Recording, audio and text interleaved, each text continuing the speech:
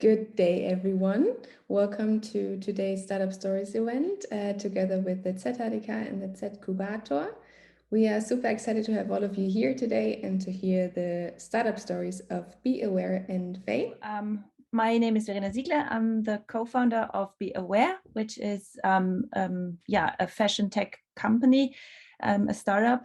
We founded it in actually with the GBR in 2019, but then officially in 2021. And maybe I explain quickly what my background is. I'm also a research associate in ZHdK in the interaction design department.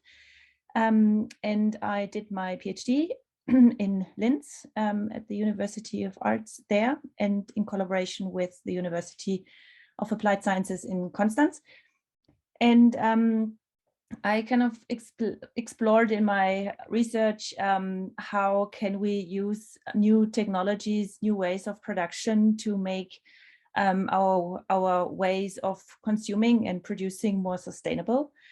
And this was kind of the task I dived into various kind of projects. But the one project which is now my startup is kind of dealing with fashion. And what I came to know about is that the original approach of creating a sewing pattern and measuring your body is based from 1863. And nothing has changed about that way of how the body is getting measured by a measurement tape, so a linear procedure, and how a sewing pattern then is getting reproduced out of those 2D measurement data into a standard sewing pattern. And this was, of course, a process which had to happen because of the Industrial Revolution, and new machineries needed those kind of ways of producing things. And that is kind of still where we are in this industry. It's really like that. There are three problems, I would say, which are on three different levels. So on the customer side, only 30% of the population fit into standard sizes. So 70% have fitting problems. And then on a retailer and manufacturer level, you're probably all aware that we are all dealing with these high online return quotes. That means that, for example, in Germany, each day, 890,000 packages are getting sent back just of returns. So that's a huge numbers. And this is, of course, also CO2 emissions causing, and this is leading to the third problem, so to say, the world we are all living in, that the fashion industry is the second highest polluter worldwide after oil catastrophes. And when I came to this realization that the industry is so outdated and hasn't improved since a very long time, I thought, okay, wow, we have to do something which is completely different to that approach. And that is why we developed a kind of circular business model. So we are starting with the problems where the fashion industry is at the moment, and trying to then transform with them together at the individual stages the different companies are at, and trying to transform with them to a more sustainable approach. And I will highlight three of the packages we have developed. So one is an API plug and play tool, which is integratable in an online shop. And then we have an app, and then we have also sorry, I don't show the marketplace today, that's too much, but I show instead the microfactory concept. So the API plug and play solution, how is it working? It's like within every online shop, you can integrate it in the product details of an article. And once you click on the link, now find the right size or shop with your digital twin, then this pop-up window appears. And this pop-up window then explains in a little video, quickly, very short, this is a longer version, that you should have enough space around you, that you have to wear fit tight clothes, and that you have to stand in an A position. And then you can scan yourself basically with every device which has a camera. So with an iPhone, with a smartphone, with a tablet, with a desktop or a laptop. And what you basically have to do is only that you have to turn 360 degrees in a position, so like this. And then we have a 3D body scan from that. And then we recommend the right size, which is fitting to your body, because there is no standard size system for each brand. So they all vary in their size systems. And it can be that you are in one brand an S and in another brand you are an L or XL. And that is what our tool is helping with. So this is basically for helping to reduce online return quotes. Yeah, so this is how it's working. And then we have an app version, which is more focusing on the digital twin. So the 3D scan we create. So each package of us has this 3D scanning procedure. And we are here playing more on the notion of the digital twin, because we think that through the pandemic, but also through, I think, our time age, we are also having a digital reality in a way, a personality and our digital life.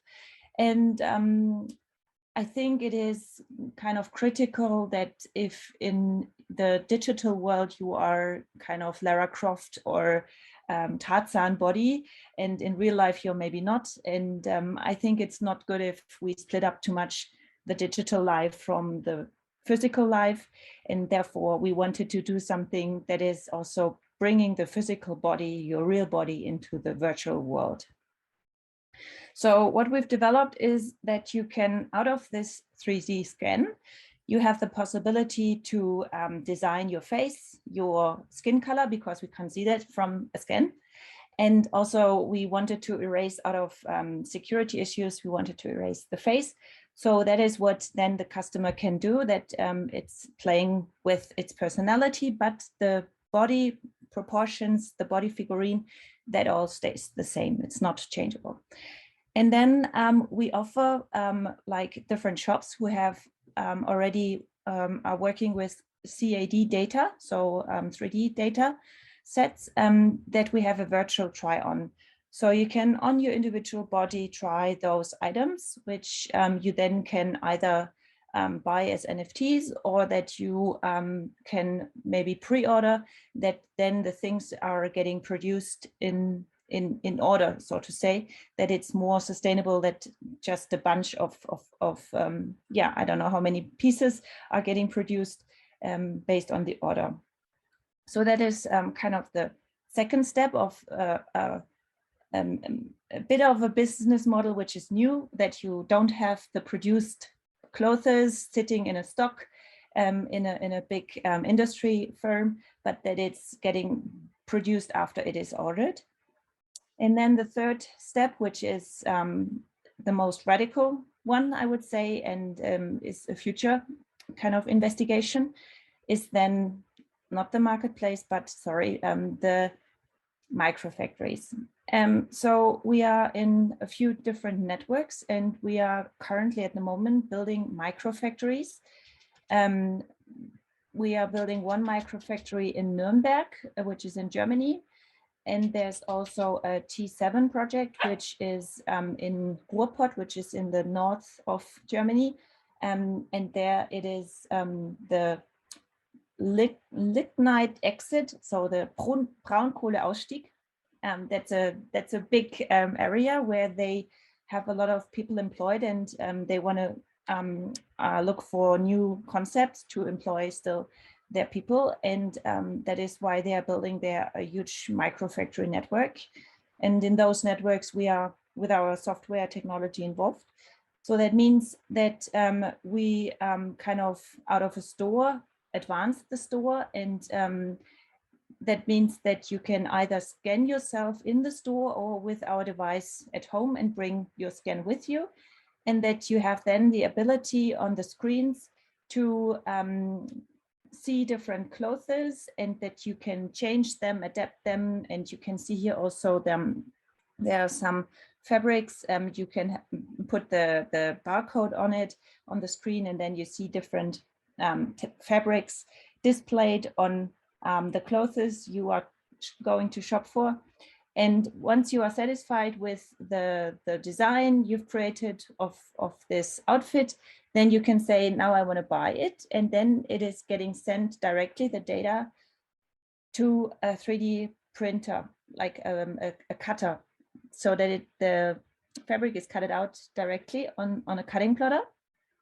And then it is within 3 hours produced for you. So it is knitted together, because knitting is sewing is still manual labor. It's all over in the world. It's only based on manual labor. That is also what people probably don't know. Yeah, and our technology, what we are doing there is that we directly from a 3D scan, we can create an individual sewing pattern, an individual one based on your body.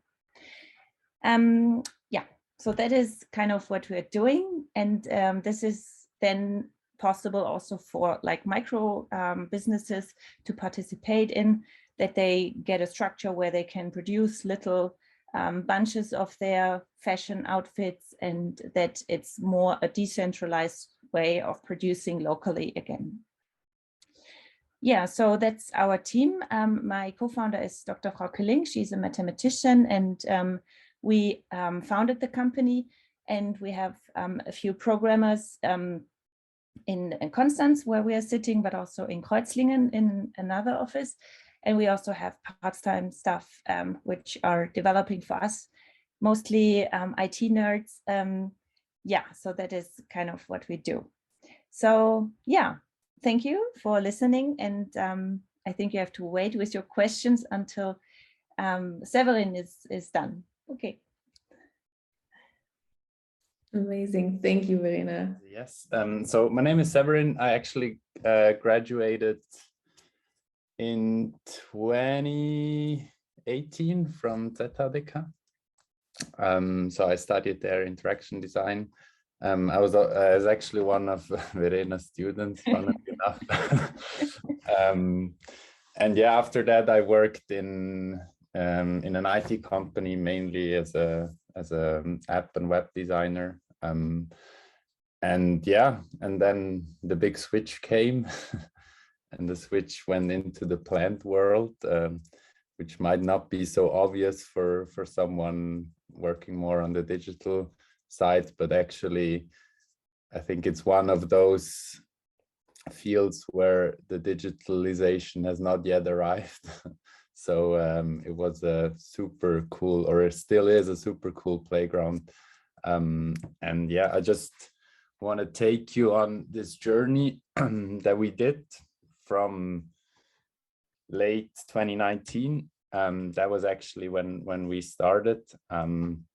Back then we were 3 founders, and yeah, as you can see on the pictures here, we had no idea about how to first build an online shop or build a business, and then secondly, like on so many levels, we had just no experience. But we had this one problem that we tried to solve, and that was that a lot of people, after our research and also ourselves, said to us that like they don't understand why plants are always dying.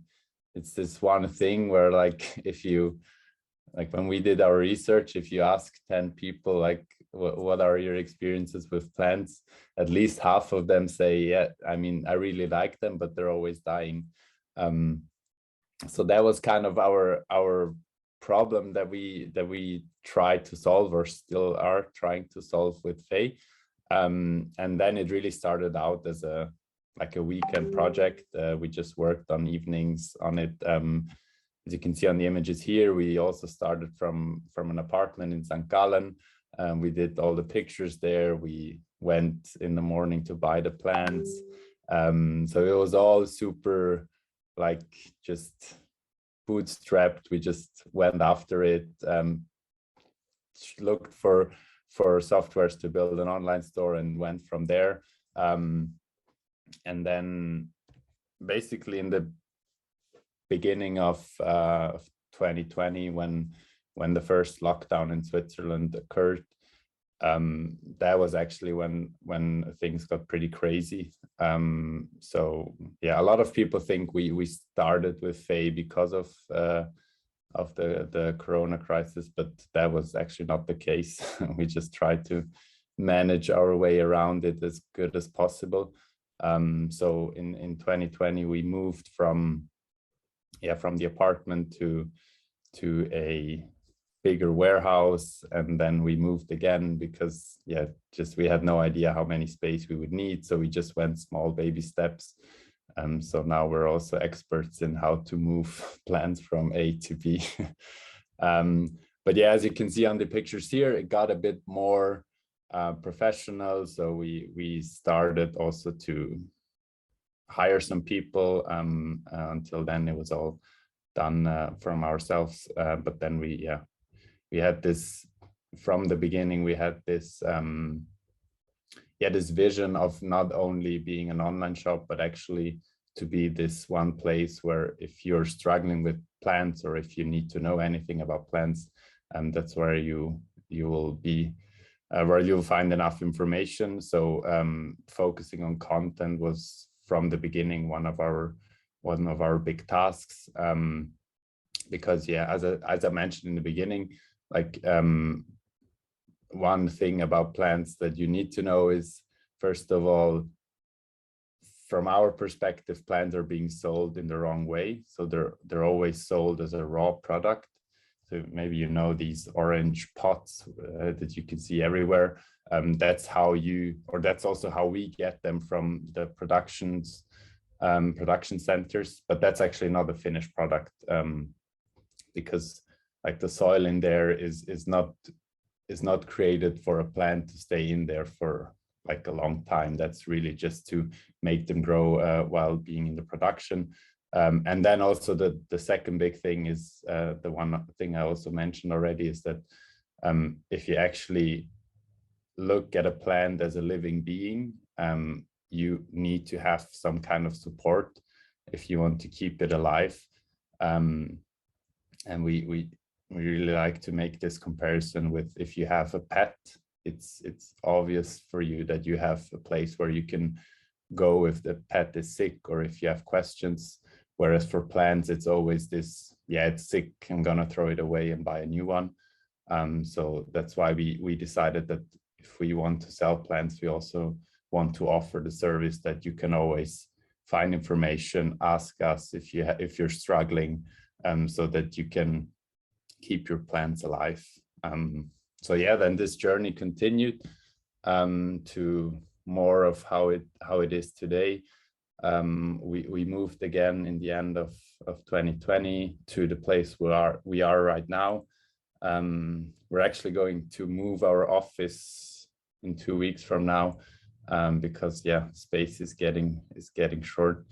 As you can see, the team also grew quite a lot. I have some insights on that later on. But basically what I would like to give as a takeaway is that like we always had, and we still have, this approach of just learning and improving while doing. So we knew from the beginning that not everything how we're doing it is perfect, but as long as you try to keep improving, you're always improving your service. So on the bottom, you can see, for example, the packaging. That is the packaging we're using right now. In the beginning, it was not like that at all. But obviously, since we didn't have the experience, we just tried to do it the best way and then learn from our mistakes and improve. And that's what we try to do on every step. And I think it works out pretty well. Obviously, you're doing a lot of work that in the end is probably not going to be used, but you're learning a lot while doing it. And as I mentioned, the team grew quite a bit. We're also opened a second warehouse in Germany, close to Frankfurt, beginning of this year. And I think this one takeaway that I mentioned before as well is that since the plant industry is super like traditional and there hasn't been going on a lot lately, I think one of our strengths is that although everyone thinks that everyone working for FEEY is like a super plant nerd, we also have just people working on different fields and with different strengths. And I think that's one of the main reasons why we had quite a good success so far, is that yes, we do have the expertise on plants, but we also have great people doing content. We have super good writers. We have obviously people coming more from the digital world. And maybe just to put it a bit in numbers, what I mentioned before as well is that for us, it was never only about selling things. It was also about like putting out content, educating people, or just, yeah, trying to bring the world of plants closer to everyone. So we're active on different platforms, putting out a lot of videos, a lot of blogs, a lot of like email courses, all around plants.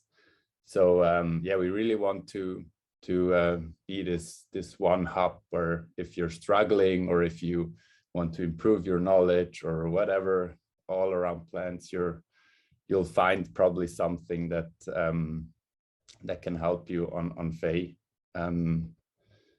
And yeah, I think like regarding to what happened during the Corona pandemic, I think one thing where we really saw a difference is that since people were more at home and a lot of people were working in the home office, like this feeling of just having something that you can take care of. And maybe also one thing that I also realized while having now way more plants at home is that it's just sometimes also nice to focus on the like the simple things. So just taking care of your plant at home and seeing it grow.